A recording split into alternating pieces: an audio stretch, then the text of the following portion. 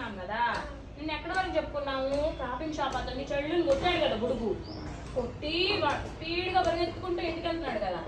వాడు స్పీడ్ గా పరిగెత్తున్నాడు. అంత కాదనుకో అన్నాడు బుడుగు. అయినా పట్టేసుకొని కొట్టేస్తాడేమోనని బుడుగుకి అనుమానం కలిగిందంట.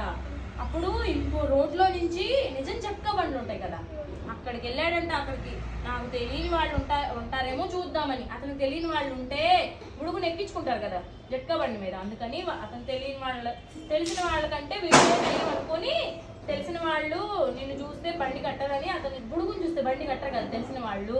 అందుకని తెలియని వాళ్ళ దగ్గరికి వెళ్ళి బండి కట్టమని అడిగాడంట. అక్కడ ఒక్కడే కొత్తవాడు ఉన్నాడంట. అతను కట్టాడంట. మా ఇంటికి రాబోయ్ బండి కట్టించుకొని రయ్యమని ఇంటికి వెళ్ళిపోయాడంట. అతను పిలిచి బండి కట్టించుకున్నాడు కదా, అతను పిలిచాడంట. రాబోయ్ మా ఇంటికి అంటే బండి కట్టించుకుని వాళ్ళ ఇంటికి వెళ్ళాడంట. అప్పుడంట ఏం చేశాడు, పెరట్లోకి వెళ్ళి జామ చెట్టు మీద కూర్చున్నాడంట. తర్వాత పెద్దవాళ్ళందరూ ఒక్కొక్కళ్ళుగా ప్రైవేట్ చెప్పుకున్నారంట. చివరికి వాళ్ళ నాన్న వచ్చి వాళ్ళ బాబాయ్ ప్రైవేట్ చెప్పాడంట. క్రాపింగ్ వాడి కోపం పోయేలాగా వాళ్ళందరూ అప్పుడు వచ్చేసాడు కదా వాళ్ళ ఇంటికి. మరి అతను కోపం వచ్చింది కదా బాగా, ఎందుకంటే చెల్లు కొట్టాడు కదా బుడుగు. అప్పుడు అతని కోపం పోవాలంటే వాళ్ళ ఇంట్లో వాళ్ళంట క్రాపింగ్ షాప్ అతనికి డబ్బులు ఇచ్చారంట. డబ్బులు ఇచ్చారు కదా, మరి డబ్బులని ఊరికే పోకూడదు కదా. అందుకని వాళ్ళ నాయనమ్మను వాళ్ళ నాన్న అంట సరే మా బాబాయ్ క్రాపింగ్ చేయండి అని అడిగారంట. అదే బుడుగు వాళ్ళ బాబాయ్ ఉన్నాడు కదా, మా బాబాయ్ క్రాపింగ్ చేయమని వాళ్ళ నాన్నమ్మను వాళ్ళ నాన్న అడిగారంట. అడిగితే అప్పుడు ఏం చెప్పాడంట వాళ్ళ బాబాయి వద్దన్నాడంట. ఎందుకు వద్దన్నాడంట? పెద్ద షాప్కి వెళ్తేనే బాగా ఫ్యాషన్ గా చేస్తారు, నేను ఈ షాప్ అతని దగ్గర చేయించుకోను అన్నాడంట. అప్పుడు వాళ్ళ నాన్నమ్మ ఏం చెప్పిందంట, వాళ్ళ నాయనమ్మను వాళ్ళ నాన్న ఇప్పుడు కొంచెం క్రాప్ చేయించుకో ఎంతో, అప్పుడే తర్వాత మళ్ళీ పెద్ద షాప్కి వెళ్ళి మళ్ళీ క్రాప్ చేయించుకుని అని చెప్పాడంట. చెప్తే క్రాప్ షాప్ అతను ఏమన్నాడంట, నేను చేయను నీకు వెళ్ళు అన్నాడంట.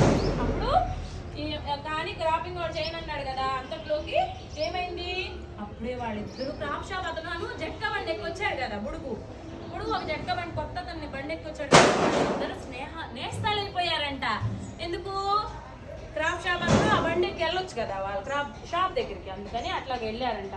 క్రాపింగ్ షాప్ వాడు బండికి జట్కాలో వెళ్ళిపోయాడు. ఆ వేళ మా ఇంట్లో అందరూ ఒక్కసారిగా నా గుండు మీద ప్రైవేట్ చెప్పారనమాట. ఎవరి గుండు మీద?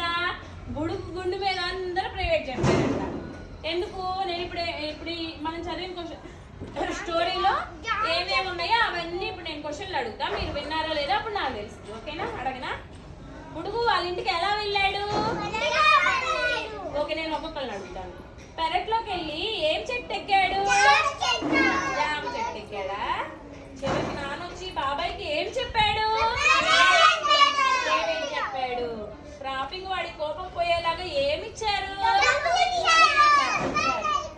బాబాయ్కి క్రాప్ షాపింగ్ వాళ్ళు ఎలా చెయ్యరు? ఫ్యాషన్ గా చెయ్యరు కదా.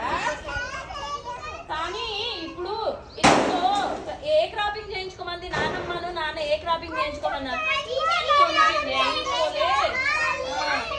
తర్వాత మళ్ళీ ఎక్కడికి వెళ్ళి చేయించుకోమన్నారు? పెద్ద షాప్కి వెళ్ళి మళ్ళీ చేయించుకుంది, కానీ ఇక్కడ కొంచెం చేయించుకున్నారు కదా.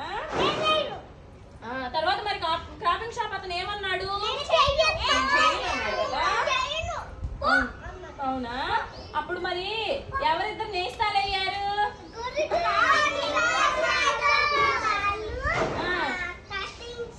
అవును, గుడ్. మరి జక్కబండి ఆ వేళ ఇంట్లో వాళ్ళందరూ బుడుగుకి ఏం చెప్పారు? ప్రైవేట్ చెప్పారు కదా. Nice story. Give ma'am claps everybody. Ma'am